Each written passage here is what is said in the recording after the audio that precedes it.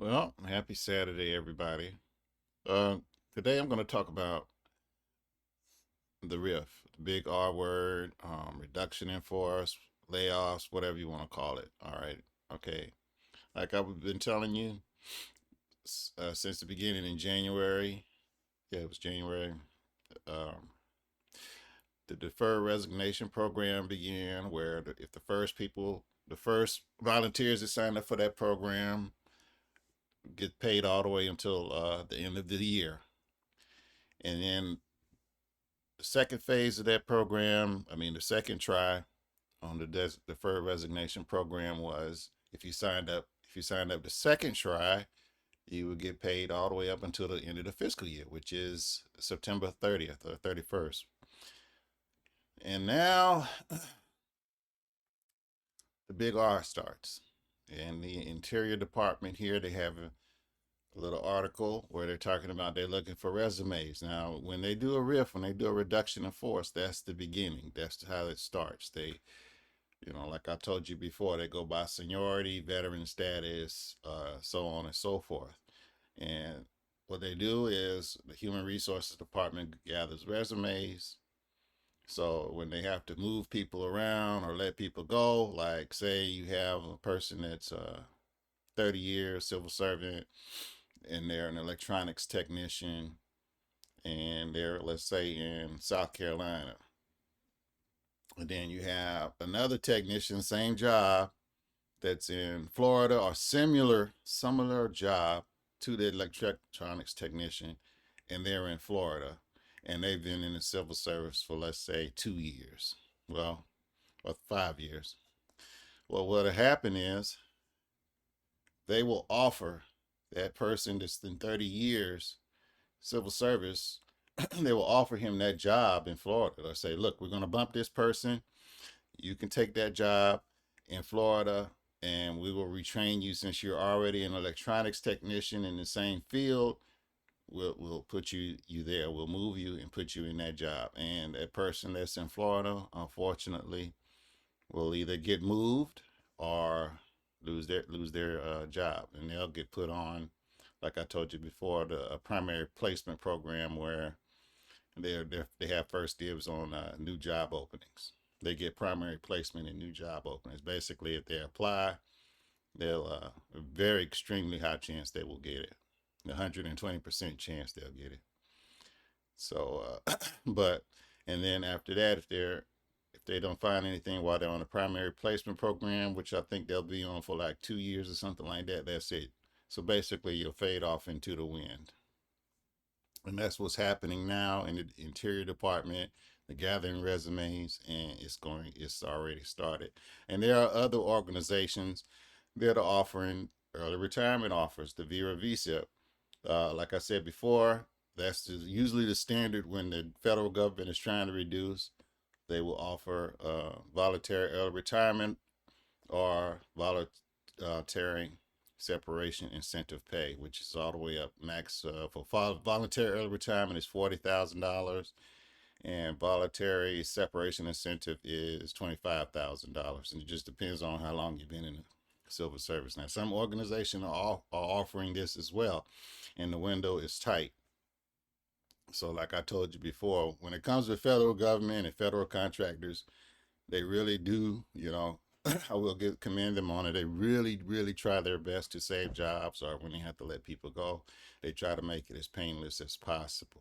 And that leads me to this. So this article, is just basically talking about how the Interior Department has started, and they're not the only ones. It's just this article that just caught my eye. I'll link it here in the down below.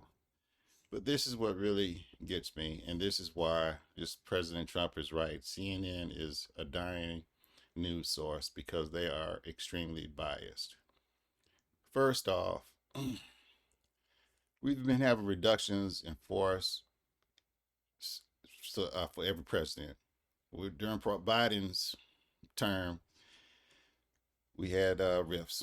Like I said, there was a voluntary early retirement offer, and a lot of my friends and people that I've worked with for years, they took it. This isn't the first time. And a lot of those are far larger and more, they were more painful than what President Trump's offering. Like I said, his offer is historic. No one's ever done it before. But anyway, just like here, they're trying to say 121,000 federal workers have been let go or laid off. But what you got to remember, CNN is extremely biased. See how they're trying to, make it seem like it's extreme. This is not extreme. And like I said, a lot of these people, what they did, it was very painless. Like, let's say that you apply for a job, because I've witnessed this. Let's say you apply for a job and you had a start date. So, you about to prepare for your start date. Let's say you got it, today is what, 26. So let's say that you got a job offer and they said you're going to start on the 29th. Well, during this cut, what they did was those people that got job offers to start on a certain date, they're giving them early notification. Hey, we no longer have those openings. So, I'm sorry, we don't have anything for you right now. And what they do is they tell them way ahead of time before they quit their job that they currently have or plan to up and move and so on and so forth. So it's not like what they're telling you in the news. When new hires, a lot of those new hires, before they even started the job, even before they moved to the job or whatever, they were told, hey, those positions have been shut down and we will no longer need you. That's a large portion of these layoffs they're talking about.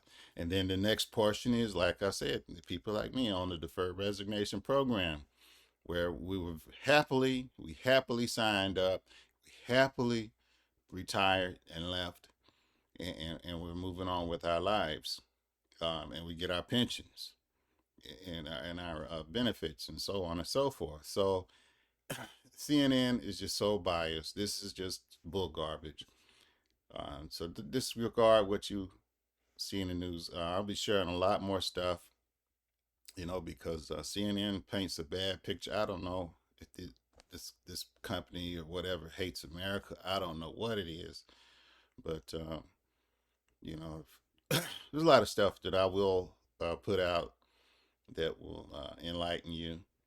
Like, for one, the world does not hate us. A lot of different, I've been all over the globe, and a lot of countries like us, like our lifestyle, especially when you go to the Gulf countries. Well, I mean, like Bahrain, Kuwait, Qatar, Saudi, and stuff like that. They like how we live. They love it. They don't hate us like they try to portray in the news. But I'll go into that later on down the road. But right now, just keep in mind, what you see in the news is bull garbage. The federal government is breaking their necks to make this as painless as possible for people, as well as the federal contractors, as well as President Trump. Like I said, I'll say it 1,000. I know I said it 100 times, and I'll say it 1,000. President Trump gave us a historically generous offer to leave. He is trying his best to make this as painless as possible. It's a necessary thing. Like I told you before, it's a life cycle. A lot of us, like me, programs that we supported shut down. The Department of Defense and the federal government in general is modernizing, as they should. We have to stay ahead of the game. They're modernizing. So a lot of things they don't need anymore. They need fresh people. So all you people, that prospective applicants that are interested in working for the federal government, don't be discouraged. They need fresh new blood. Please apply. Please come on board. It's a great place to work.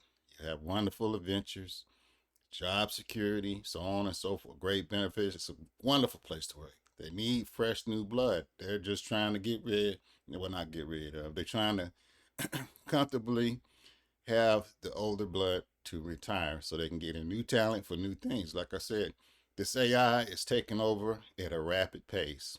They need new talent that's familiar with AI or willing to learn AI. And I'm gonna tell you, I worked in IT and electronics, and I'm gonna tell you, a lot of the older crowd has been in the government for a long time. They have a very hard time moving over to new things. You would not believe how long it took some people just to start going online or using email. Some people still wanted to use the phone to order parts and all that old timey stuff.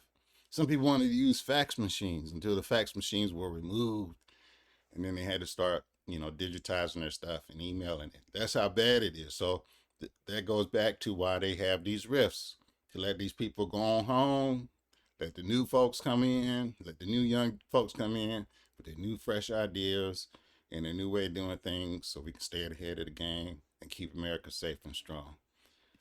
So that's it for now, and I will talk to you again soon. Take care.